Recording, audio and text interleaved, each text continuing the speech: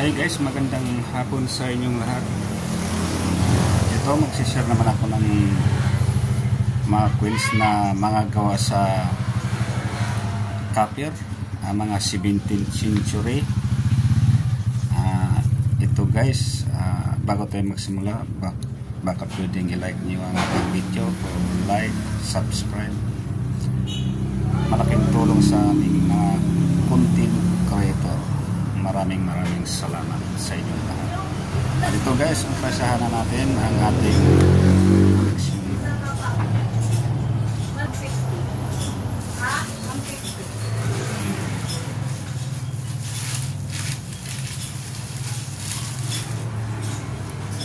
Ito guys, 1845.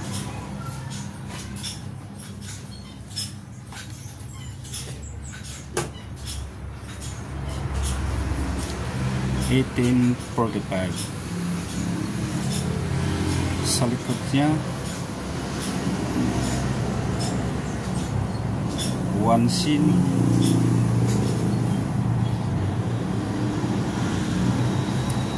Sa likod niya, one scene.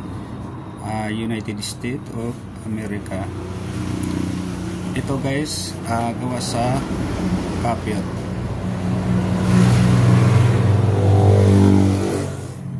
Ganitong klaseng queens guys, 18th century, 17th century, hindi ko tinatanggihan. Ito ay mataas talaga ang presyo pag ganitong 18th century. Ito guys, 1845, United States of America. One scene, gawa sa copper. Okay, next tayo.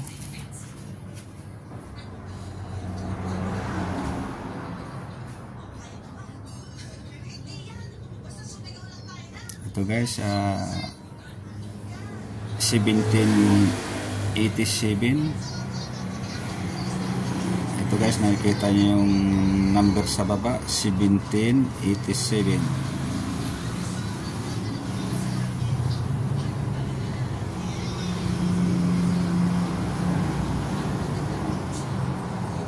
Mga ganitong klaseng coins guys, hindi natin tinatanggihan kahit siya ay isang gawa sa copper.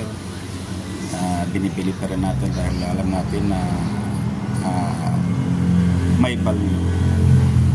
Baka sakaling mayroon kayo mga ganitong klaseng coins, 17th century to 18, comment lang kayo at kung malapit lang kayo dito sa aming store, dito sa Sual, Pangasinan, pwede kayong pumunta, pwede na kung pumunta sa lugar nyo, baka sakaling malapit kayo dito. Ito guys, mga 17th century, yung hinahandling ko rin ngayon, 17th century na gawa sa copper, o kahit silver siya, basta yun po ay ating binibili, basta antique, basta genuine ang bariyan yung hawak nyo, yun po ay hindi natin tinatanggihan. Okay, next tayo.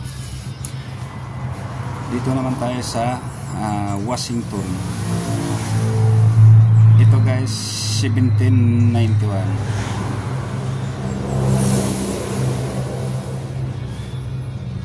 Washington. Ganitong klaseng queens guys, nagkakalaga ito ng 4,300 pesos, depende sa kondisyon.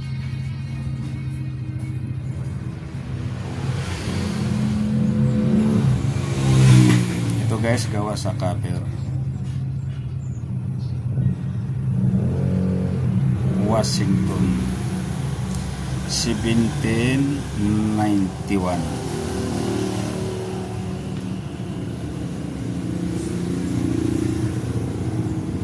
Makikita nyo guys yung sulat nya, 1791, is detalyado talaga. Ito ay isang genuine.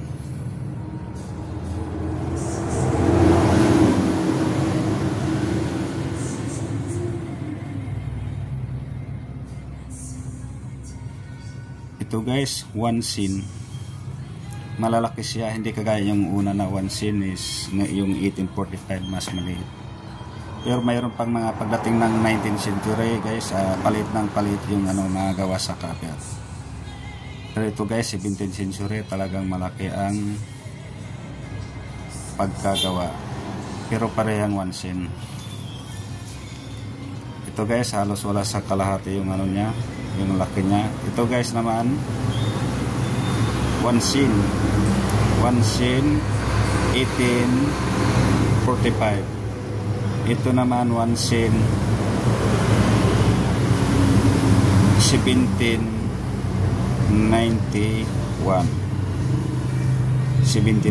Mas malaki siya kaysa dito, pero pare siyang 1 sen.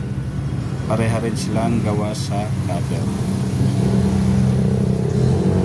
pero mayroon pang isang ganito na 1 sen, mas maliit. Yung mga 19th century, mas maliit, mas manipis.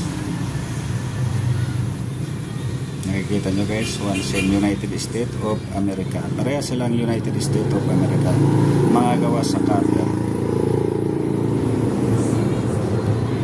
Ito guys, kaya nung panahon masagana pa sila sa copper, kaya saka konti pa yung mga tao, kaya malaki yung pagkagawa ng pera. Ngayon marami ng tao at umuunti na rin yung copper, kaya paliit sila ng paliit dahil sa marami na rin tao sa mundo. Nakikita nyo guys, 1 sen 1845.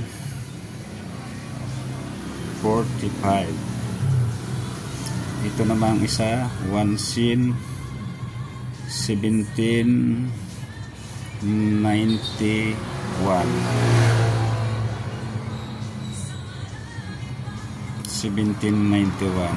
1 sen. Ito guys, Washington.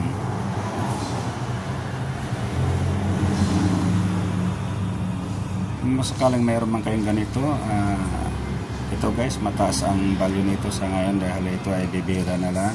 Nakita tama ng mga ganitong klaseng coins gawa sa copper, genuine, basta genuine. Yun po ay binibili natin sa mataas na halaga.